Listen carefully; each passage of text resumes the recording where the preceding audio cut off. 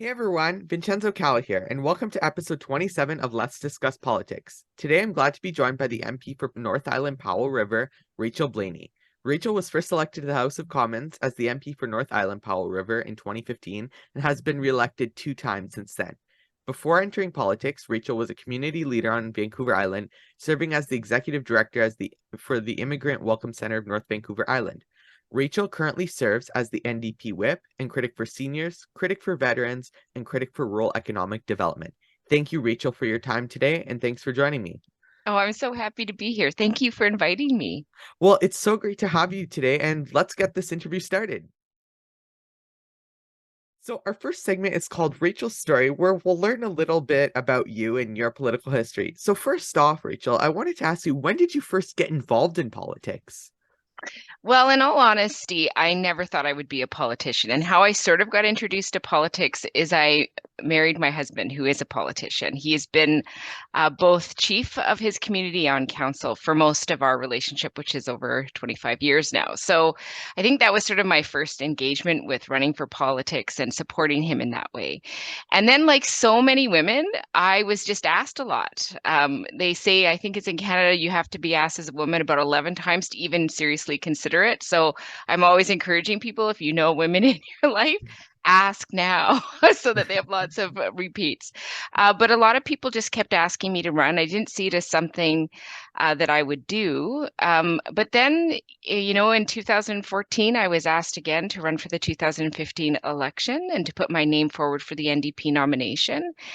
And there was a lot of mentors in my life. I think of Fran Jones, was a woman who talked a lot about women in politics to me, and she had passed away not too long before I was asked. And I remember when she passed, I said to myself, the next time I'm asked, I'm really going to sit down and I'm really going to consider it.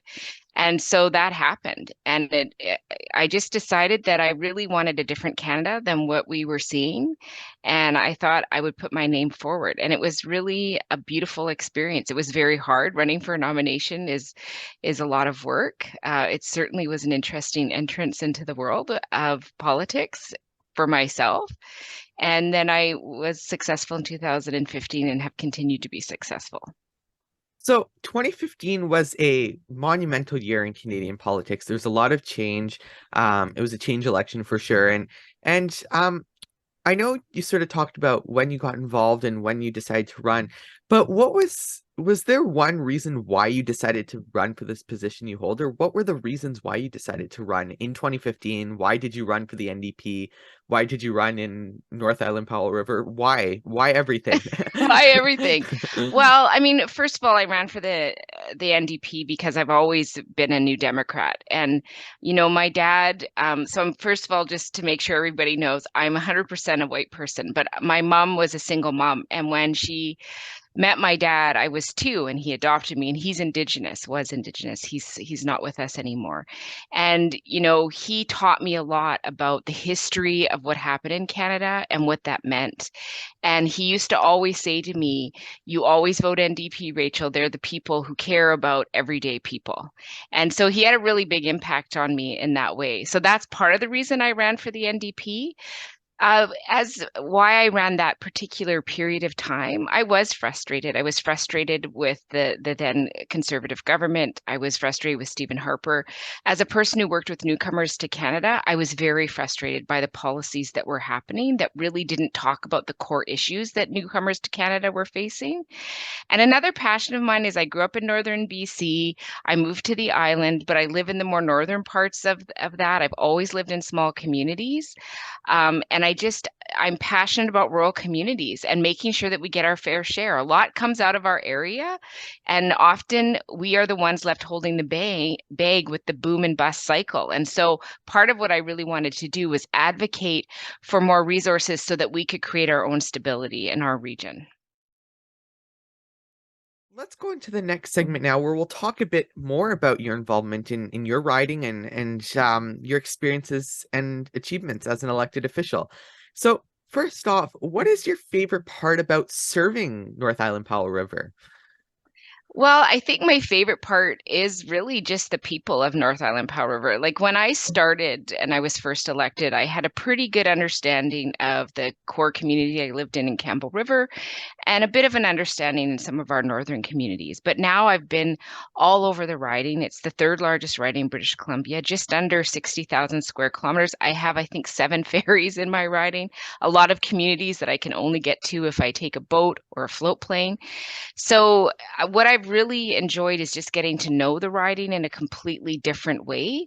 I love part of the best part, I think, for me of being a politician is people invite you to see things that if you were just an everyday person, they wouldn't necessarily invite you to see. So, I really love that. And I love that I'm able to connect people with one another who are having similar challenges so that they can work together to fix things. And then I love bringing that voice to this place. Like it's pretty amazing. And I think, what is great about it is when I do it and I talk about what my constituents are experiencing in the riding, one of the things that I love in this place in Ottawa is that people from other parties hear similar things and they'll come and talk to me about it. Or I go talk to them when I hear something that they're talking about that I'm also hearing in my writing.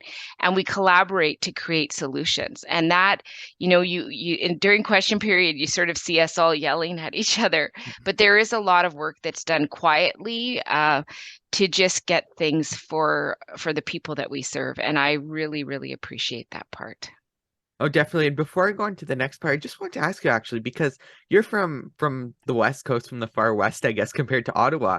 And what's that like, sort of going back and forth from Ottawa to your riding, and it's a 3 hour time difference. What's that like? Going I back and feel forth? like I've really mastered how to adjust to time change because I have to adjust to it all the time, and it is hard. Like there's no doubt about it.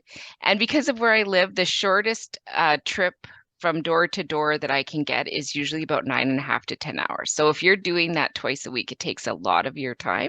Don't always do it twice a week, but sometimes I do.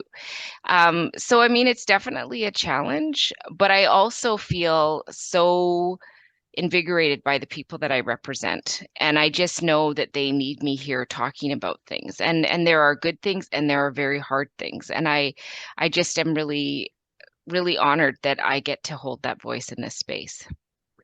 And so now I wanted to go on to the next question, which is you've been an MP since 2015, so it's been a number of years now that you've served in Ottawa. And what is your favorite achievement over that time as an elected official? What has been your favorite thing that you've been able to get accomplished? Well, this is a really hard question because there are some really beautiful moments in this job. I mean, for me, in the very beginning, I represent the 19 Wing and Comox. They are such an amazing group of people at the base there. They do tremendous work. And one of the things I'm really proud of is I was able to work with the then Mayor Paul Ives to help get the Search and Rescue Training Center in our community at the base. And I was super excited about that because we are just the people that serve there are so amazing. And I know it's so good for our economy and especially living where we live to have good people who can do search and rescue. Holy cow, it's so amazing. So I was really proud of that. I was able to work with a grandmother and her son not too long after I was elected. It was a really sad story, actually. The granddaughter, the mother had taken her away to the country that she was from and just never came home. And so for a great amount of time, I don't want to get into total details because I don't want to, talk about them without I mean, even though it's in the papers, but we were able to really work hard and we got her home. And I remember that day. I remember her calling me directly on my phone and telling me that she was home and we were both crying. Like those are moments that you just never forget. And what other job do you have where those are the kind of things that you get to help facilitate?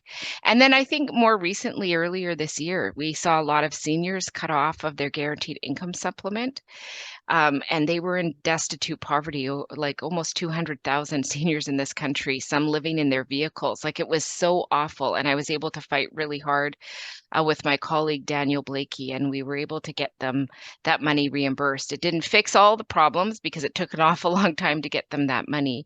But seniors who receive the guaranteed income supplement are the poorest seniors in our country, and for them to lose it because of the pandemic, because they were working seniors and they made just a little bit extra, and they were told to apply for CERB, and then they were cut off everything. It was terrible. It was a terrible time. So being able to help that many people really was an amazing moment for me. And then more recently, dental care. Like, kids are going to get dental care if they're 12 or under. Like, we fought so hard for that, and for that to come into actual fruition, and know that next year kids 18 and under, seniors, persons living with disabilities are going to be added to that list. I've talked to a lot of people with disabilities in my riding, a lot of seniors in my riding who can't afford to get even basic dental care, and how much of an impact that has on their life, I don't think we can ever underestimate. So those are some of the things I'm really proud of. Let's go on to the last segment now, which is called Politics Are All Around Us, where we'll continue to talk about this world of politics that surrounds us. I guess this really crazy world that surrounds us. But I guess we'll start off by who is or who was another politician that inspires you as an MP and just inspires you in general? Well, I mean, I have a few politicians that really inspire me. I work with Jenny Kwan, who was elected provincially for many years and now is one of the MPs in the NDP. I can't say enough about her. I've watched her political career since she was very young, and I've just never met such a hardworking person in my life. She just never stops. So I have a lot of respect for her. I think of Rosemary Brown, who was elected in BC. She was so tremendous. I loved listening to her and what she had to say, and she just opened so many doors for Black women in BC and in Canada. And I just desperately was so impressed with the work that she did. And as a young person, as an American, I think of her as a politician, but Eleanor Roosevelt, I know she was the wife of. But I remember reading about her when I was quite a bit younger, and she really inspired me. The work that she did in her role, really, I just love that she took a political role where she could have just smiled and nodded at people, and she totally turned it on its head. She traveled all over the United States. She worked so amazingly with Black people. She did things, and it was hard for her husband, the president, to deal with what she was doing. But she pushed the whole country by doing what she was doing. So it really taught me a lot about sometimes you have to be uncomfortable. You have to step out of what is comfortable, and you have to push things, and you can push things in many different ways. And I feel like she took a role that was political, that she was sort of handed because of who she was married to, and she made something really monumental out of it. And I love that she told her security guards to go away and trained herself to shoot a gun and drove around the country just trying to make a difference. And what she did with people who were really in serious poverty, and just fought for them to have basic necessities. Like, I really appreciated her as well. So finally, I wanted to go on to the last part, which I always like to throw this out to the guests and ask what you have to think. What is an issue that you think needs to be focused on more and that you would like to see focused on more? So an issue, I mean, there's tons, I'll be honest, like housing. Like, that is something that comes up so much in the work that I do in all groups. So I definitely think we need to see the federal government step up and actually be a meaningful partner in housing. They used to be. It stopped back in the 90s. We need to get it back because so many people are without basic housing, and that is wrong. I believe it's a human right. So that's one. But the one that I have a lot of passion for is addressing climate change and looking to support rural and remote communities in addressing it in a local fashion. This is something I really believe in fundamentally.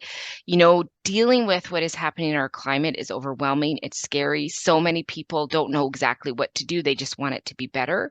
And I think about what I see in our country happening right now, which is this sort of growing divide between people who work in resource industry and people who work to fix what's happening in the climate. And I think we need to stop dividing and start bringing those together. future. And for rural and remote communities, our economies are really, really based on resources often, and it's a boom and bust, boom and bust, boom and bust.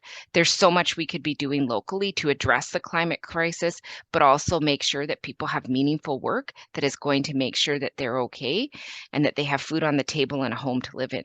So I would really like to see some more resources going to those communities to with criteria. I have no problem with there being really clear criteria, but looking at what we can make happen that will address climate change in all of its factors, but also make sure that we have meaningful work so that people can get through this time without losing too much.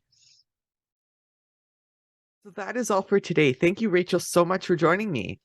Well, thank you so much for having me. I absolutely love talking about politics, so I really enjoyed this. Well, it was great having you. And if you liked watching today's interview, you can go watch my other interview with Rachel, which will be on Instagram on Top 10. If you're watching this at the date of the premiere, it's going to be coming out on Friday. So to stay updated, make sure to follow me on Twitter, Facebook, Instagram, and TikTok at BC Productions 25. Check out my website, vincenzocalla.com. Make sure to like, subscribe, and choose to get notifications here on YouTube. Let's Discuss Politics is a VCalla production. So until the next video, I'm Vincenzo Calla, signing out.